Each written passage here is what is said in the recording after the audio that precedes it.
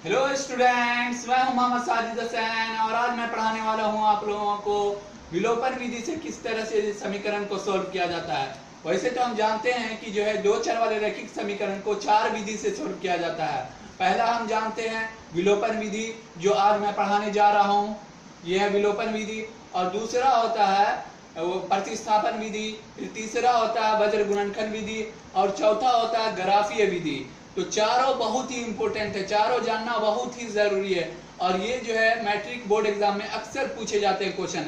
इसलिए बाबू आप लोग को अच्छे से समझना और मैं भी पूरी कोशिश करूंगा कि आप लोगों को आसानी से समझ में आ जाए और कोई समस्या नहीं हो, कोई प्रॉब्लम नहीं हो। तो सबसे पहले आज मैं आप लोगों को बताना चाहता हूं कि दो चर वाले रैखिक समीकरण को विलोपन विधि से कैसे सोल्व किया जाता है। विलोपन विधि से तो बहुत ही आसान तरीका है, आप लोग जो है पूरे कॉन्सेंट्रेट होकर के समझे और मैं भी पूरी कोशिश करूंगा कि आसानी से समझ में आए। तो देखते हैं किस तरह से विलोपन विधि से क्वेश्चन को सोल्व किया जाता है। तो बाबू यहाँ पर आप देख सकते हैं कि यहाँ पर मेरा क्वेश्चन दिया हुआ है 8x + 3y = 38 और दूसरा मतलब इक्वेशन है, दूसरा समीकरण है 4x - 5y = 6। ये है दूसरा समीकरण और ये है पहला वाला समीकरण। मतलब पहला वाला समीकरण क्या है, 8x + 3y = 38। दूसरा वाला समीकरण है, दूसरा वाला इक्वेशन है 4x - 5y = 6। तो इसको जो है बाबू हम विलोपन विधि से कैसे सोल्व करें, तो बहुत ही आसान तरीका है। तो सबसे पहले जो है आप क्या करेंगे कि ऊपर और नीचे वाला कोई एक तो मैच करना चाहिए। आप y वाला को भी मैच कर सकते हैं, ऐसा नहीं है। तो x वाला को मैच करें या y वाला को मैच करें, आप अभी समझ नहीं रहे होंगे, लेकिन आप जब आगे हम बढ़ेंगे क्वेश्चन को सोल्व करना स्टार्ट करेंगे तो आप समझ जाएंगे। सबसे पहले क्या होता है कि आप x वाला कोई एक टर्म बराबर कर दें, यानी ऊपर में 8 है तो नीचे भी 8 कर लें, तो इस क्वेश्चन को सोल्व करने में आसानी होगा। या फिर y को भी आप सोल्व कर सकते, मतलब बराबर कर सकते हैं। तो सबसे पहले जो है हम x आसान होता है तो x ही को पहले बराबर कर देते हैं, x वाला को, यानी ऊपर में 8x है तो नीचे में भी 8x लाते हैं। तो उसके लिए क्या करेंगे बाबू, यहाँ पर जो है समीकरण फर्स्ट में एक से बाबू समीकरण फर्स्ट में हमको क्या चीज से गुना कर देना है, 1 से गुना कर देना है। कितना गुना कर, किससे गुना करना है, 1 से गुना कर देना है। समीकरण 2 में हम जो है कितना से गुना कर देते हैं, 2 से। समीकरण फर्स्ट में हम कितना से गुना कर रहे हैं, 1 से। समीकरण फर्स्ट में, समीकरण पहला समीकरण में हम 1 से गुना कर रहे हैं और समीकरण सेकंड में 2 से गुना कर रहे हैं। तो आप गुना जो करेंगे तो पहले आप ऐसे लिख देंगे, पहले एक लाइन, उसके बाद देखो बाबू इसको जो है 1 से मल्टीप्लाई करोगे, समीकरण 1 वाला को पूरा को 8x को 1 से मल्टीप्लाई करोगे तो कितना आएगा, 8x आएगा। फिर 1 को फिर 3y से गुना करोगे कितना आएगा, +3y आएगा, 3y आ गया बराबर। अब 1 को 38 से गुना करोगे कितना, 38 आ गया, 38 आएगा बाबू मेरा। मतलब कि 1 से गुना करेंगे तो जो चीज है वही चीज मेरा आ गया। ये मेरा समीकरण फर्स्ट में जो 1 से गुना किया था वो मेरा आ गया। अब समीकरण 2 में, समीकरण सेकंड में हम 2 से गुना कर रहे हैं, तो 2 को पहले 4x से गुना करेंगे तो कितना आएगा बाबू, मेरा आएगा 8x। 4 को 2 से गुना करेंगे कितना आएगा, 8x। फिर माइनस है तो माइनस दे देते हैं। अब फिर 2 को 5y से गुना करेंगे कितना आएगा, 10y, 10y बराबर मैंने दे दिया, बराबर था बराबर मैंने दे दिया। अब 6 को 2 से गुना करेंगे कितना आएगा, 12 आएगा, 12 मैंने लिख दिया बाबू। कोई दिक्कत नहीं होना चाहिए बाबू। यहाँ पे मतलब कि पहला वाला देखो तो अब मैच कर रहा है, ये वाला पहला, ये वाला आप पहला देख सकते हैं 8x ऊपर वाले में भी है और नीचे में भी 8x है। तो इस तरह अब y वाला को भी मैच कर सकते हैं कोई पहला, लेकिन x वाला को हम इसलिए मैच किए हैं कि ज्यादातर लोग इसी को पहला ही वाला को मिलाते हैं, तो इसलिए मैंने भी जो है x वाला को पहले मिला दिया है। तो ऊपर में भी 8x आ गया, नीचे में भी 8x आ गया। अब तो बाबू काम जो है आधा काम हो गया। अब यहाँ पर एक चीज ध्यान में देना है कि जो है यहाँ पर देखो तो 8x के आगे कुछ है, कुछ नहीं ना है, तो इसका मतलब ये प्लस में है। तो प्लस में रहता है तो समीकरण वाला में क्या हो जाता है, माइनस हो जाता है, माइनस। अब ये माइनस में है तो इसको हम प्लस में, मतलब माइनस में रहेगा तो वो प्लस में हो जाएगा, और प्लस में रहेगा तो माइनस में। माइनस में था प्लस साइन हो गया, प्लस का चिन्ह हो गया। अब यहाँ देखो बाबू, ये जो है बराबर 12 किसमें है, प्लस में है, तो ये क्या हो जाएगा, माइनस में हो जाएगा। माइनस में हो गया बाबू। अब घटाते हैं इसको, तो इसको जो घटाएंगे तो 8x में से 8x घटेगा तो क्या होगा, खत्म कर दिया मैंने बाबू। 8x ऊपर में प्लस में था, नीचे में 8x माइनस में था, तो दोनों खत्म हो गया।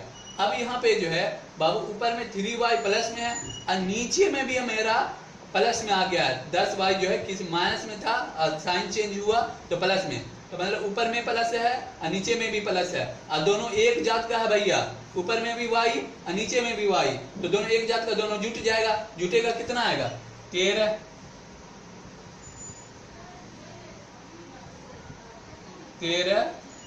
y बराबर।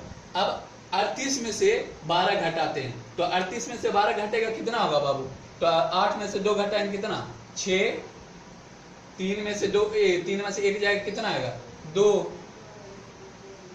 है, 1 से अच्छे से लिख देते हैं।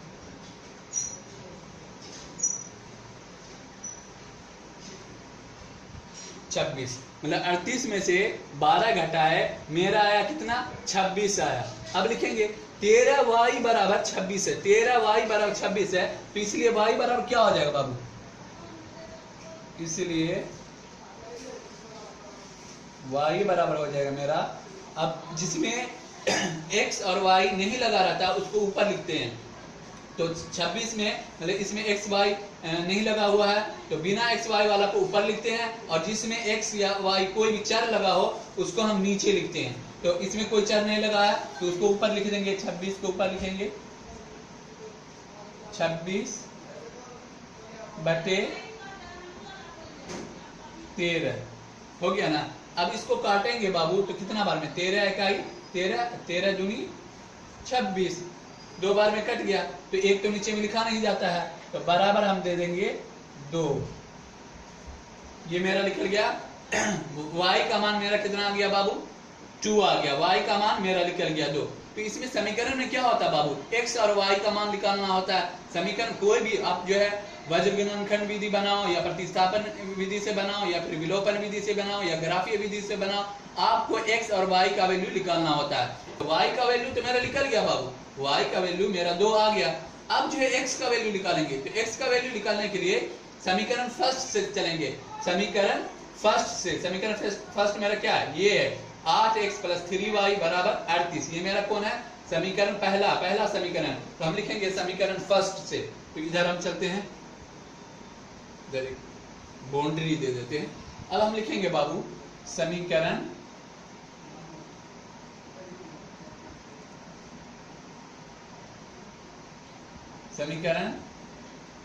फर्स्ट से, समीकरण फर्स्ट या एक आप बोल सकते हैं, समीकरण 1 से। तो समीकरण 1 मेरा क्या है, आप यहां देख लेंगे 8x + 3y बराबर 38। तो उसको हम लिख देते हैं यहाँ पर, आप लोग को आसानी हो। क्या है मेरा समीकरण फर्स्ट, 8x + 3y = मेरा है 38। यही ना था मेरा समीकरण फर्स्ट। अब देखो बाबू, इसको हम आगे सॉल्व करते हैं। 8x को हम ऐसे ही उतार देते हैं, 8x को मैंने लिख दिया प्लस, अब 3, अब गुना, अब y का मान मेरा कितना निकला था, y का मान मेरा 2 निकला था। y का मान कितना निकला था बाबू मेरा, y का मान मेरा 2 आया था, तो 2 यहाँ पर लिख देते हैं, 2 मैंने लिख दिया बराबर 38। कोई दिक्कत बाबू, कोई दिक्कत नहीं होना चाहिए। अब आगे इसको बढ़ाते हैं, लिखेंगे या, हाँ बाबू इसको बोलते हैं या बोला जाता है, इंग्लिश में और बोला जाता है। ये निशान जो होता है इसको या बोला जाता है, ये देना जरूरी है। जब हिसाब के बीच ही में बराबर आ जाए तो यहाँ पर या देना जरूरी है, या देना जरूरी है। तो अब इसको आगे करते हैं बाबू, 8x + 3 दूनी क्या हो जाएगा 6 बराबर 38 हो गया। अब फिर लिखेंगे या 8x बराबर 38। अब ये प्लस में है, प्लस 6 इधर करेंगे, बराबर के उस साइड देंगे इसको, तो क्या हो जाएगा, माइनस में आ जाएगा। क्या हो जाएगा, माइनस में, -6, -6।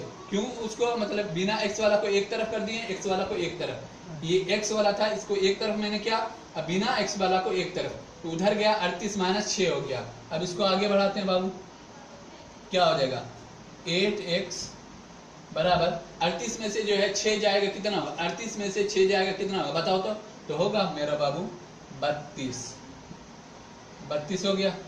अब जो है, अब हम क्या बताए थे कि x y जो जिसमें लगा रहे, जिसमें कोई चर हो तो उसको हम नीचे लिखते हैं, अब बिना चर वाले को ऊपर लिखते हैं। तो अब वही, इसलिए x बराबर क्या हो जाएगा, 32/8। अब जो है उसको काट दो, 8 इकाई 8, 8 या 24, 8 चौके 32, 4 बार में कट गया, मतलब कि x का वैल्यू हमको कितना आ गया, 4। बाबू y का वैल्यू यहाँ मेरा आया था 2, x का वैल्यू मेरा आ गया यहाँ 4, तो यही तो निकालना था। समीकरण में क्या निकालना होता है, x और y का वैल्यू, तो हमारा x का भी वैल्यू निकल गया, y का भी वैल्यू निकल गया। अब हम लिख देंगे आसानी से कि अतः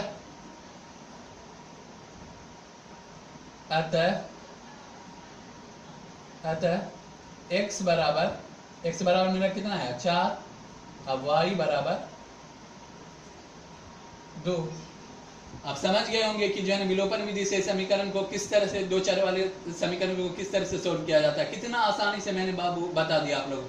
इस तरह से आप लोग को दो चर वाले रैखिक समीकरण को विलोपन विधि से सोल्व करना है। तो आज मैंने बात बता दिया कि विलोपन विधि से दो चर वाले रैखिक समीकरण को किस तरह से सोल्व किया जाता है, और ये बहुत ही इंपॉर्टेंट है, आप लोगों को जानना बहुत जरूरी है। इससे बोर्ड एग्जाम में क्वेश्चन पूछे जाते हैं। अब हम कल बताएंगे कि जो है दूसरा, जैसे कल बताएंगे हम वज्र गुणनखंड विधि से जो है दो चर वाले रैखिक समीकरण को किस तरह से सोल्व किया जाता है। तो ये बहुत ही इंपॉर्टेंट था। और आप जो है क्वेश्चन बैंक में देखें कि जो है विलोपन विधि से पूछा है कि नहीं पूछा, या बुक में देखें तो एनसीईआरटी बुक में आपको जो है एक्सरसाइज चैप्टर 3 में दिया होगा कि जो है विलोपन विधि से क्वेश्चन को सोल्व करें, तो आप इस तरह से आसानी से सोल्व कर सकते हैं। तो बाबू आज के लिए इतना ही, फिर कल मिलते हैं। Thank you very much.